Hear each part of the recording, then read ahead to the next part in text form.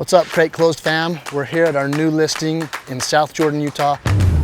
We're just on the border of Daybreak. We're at 10693 South Harvest Point Drive in South Jordan, like I just said.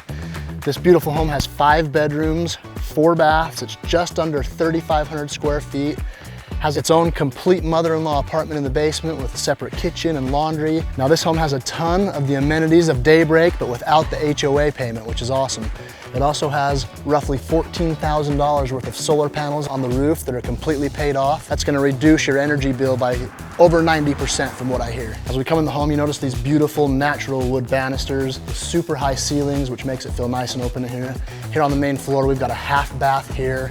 This takes us down to the basement, which we'll see in a minute, and then it opens here to this beautiful living room and spacious kitchen. A few of the upgraded features here in this cool kitchen are the quartz countertops. We've got this oversized island, a ton of cabinetry. We've got an all-gas range, tile backsplash. It's a great kitchen for entertaining. So this home is a 2-story, and up here on the second level, we have 3 of the 5 bedrooms and 2 full baths up here. The master's also on this second floor. So here in the master, we've got plenty of room for a California king, some really nice vaulted ceilings, and then let's check out this upgraded ensuite bathroom.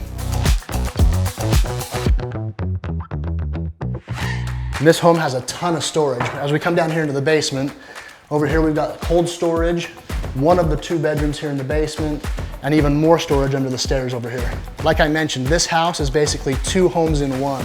Down here in the basement, we've got a full mother-in-law apartment with its own upgraded kitchen. I mean, check this out, quartz, its own tile backsplash, upgraded cabinetry. It has its own separate laundry. You could move someone down here to help you pay the mortgage, or you could actually move the mother-in-law down here.